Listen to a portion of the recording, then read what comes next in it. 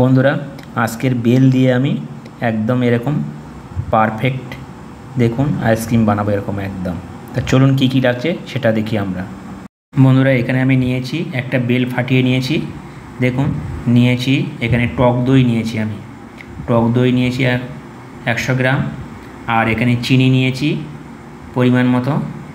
আর নিয়েছি একটা পাউডার দুধ, দেখুন একটা 5 টাকা দামের পাউডার দুধ নিয়েছি। আর আইসক্রিম মোল্ড নিয়েছি, দেখুন একটা। তা চলুন বন্ধুরা এখন শুরু করি কীভাবে বানাচ্ছি সেটা দেখুন। প্রথমে আমি বেলটাকে ভালো করে এর শাঁসটাকে আমি বের করে নেব ভালো করে। চলুন শাঁসটাকে আগে বের করে নিই। বন্ধুরা, প্রথমে আমি বেলের শাঁসগুলো একটা মিক্সিং বলে এইভাবে বার করে নেব।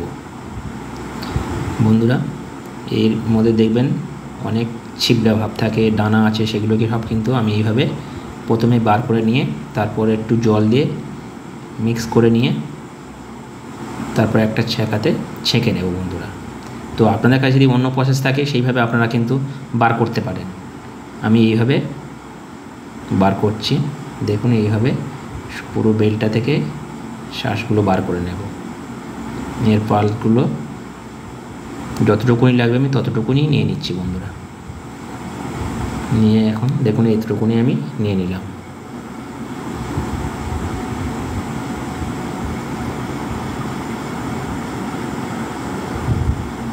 যে এইভাবে আমি এখন এটা মিক্স করে নেব বন্ধুরা, এইভাবে মিক্স করে নেব।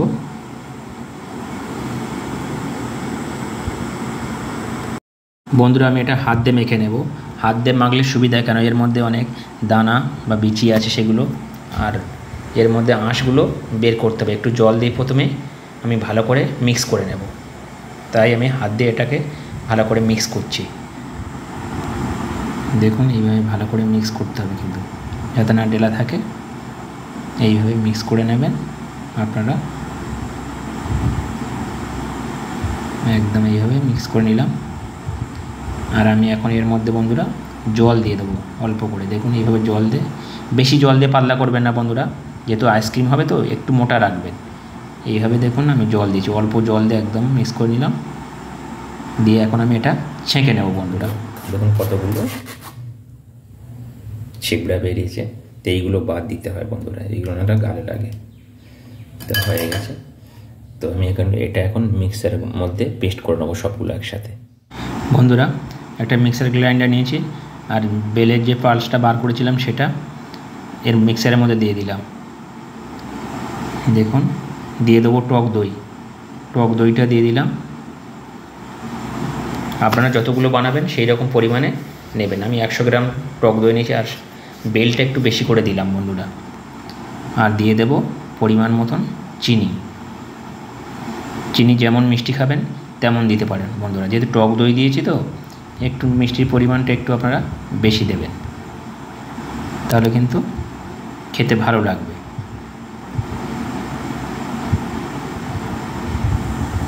বন্ধুরা, এখানে আমি দিয়ে দেব গুঁড়ো দুধ। গুঁড়ো দুধ 1 প্যাকেট রেখেছিলাম, সেটা আমি দিয়ে দিলাম। দিয়ে আমি এখন এটা মিক্সারে ঘুরিয়ে নেব 1-2 বার। দেখুন বন্ধুরা, পেস্ট করে নিলাম, এরকমই হয়েছে একদম। চলুন বন্ধুরা এখন মলের মধ্যে এটা দেব।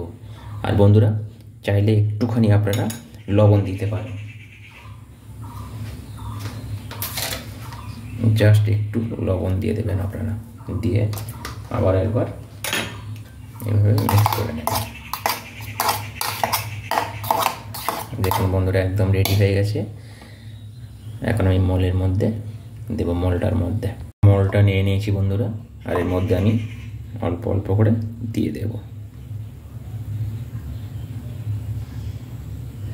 একটু খালি রাখবেন।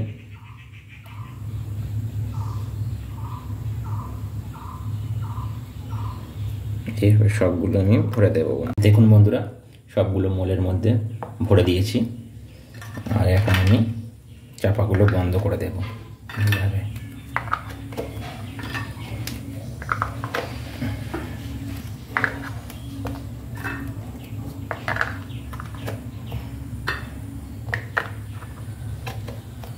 বন্ধুরা একটা করে বাজার থেকে এরকম কাঠি নিয়ে নেবেন, নিয়ে এইভাবে দিয়ে দেবেন, ঢুকিয়ে দেবেন একটা একটা করে।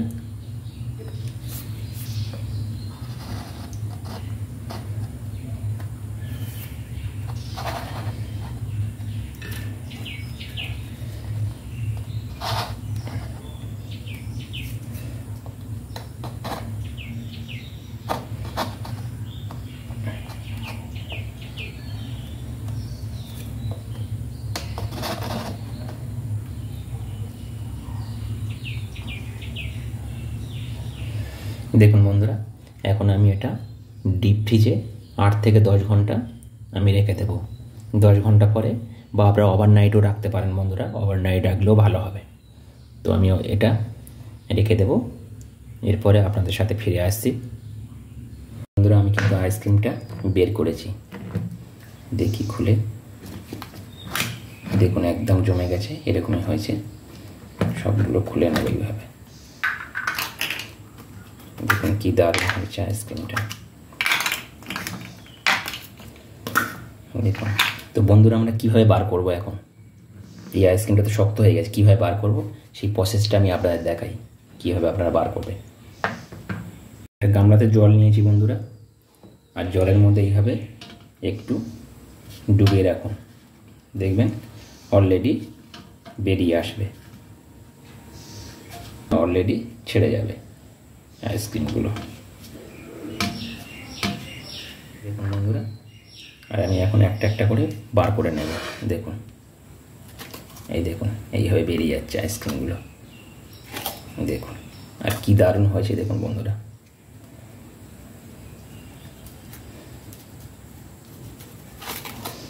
এইভাবে কিন্তু আপনারা বাড়িতে বানিয়ে নেবেন, জাস্ট ফাটাফাটি বন্ধুরা। দেখুন বেলের আইসক্রিম একদম রেডি, আর গরমের সময় আপনারা এইভাবে কিন্তু বানিয়ে নিতে পারেন। তা কেমন লাগলো বন্ধুরা? এইভাবে কিন্তু আপনারা আইসক্রিম বাচ্চাদেরকে বানিয়ে পারেন, সবাই কিন্তু খুশি হবে। তাহলে বন্ধুরা আজকের মতন বিদায় নিই, বাই বাই, টাটা। কেমন লাগলো সেটা কিন্তু আপনারা কমেন্টের মাধ্যমে আমাকে জানাবেন।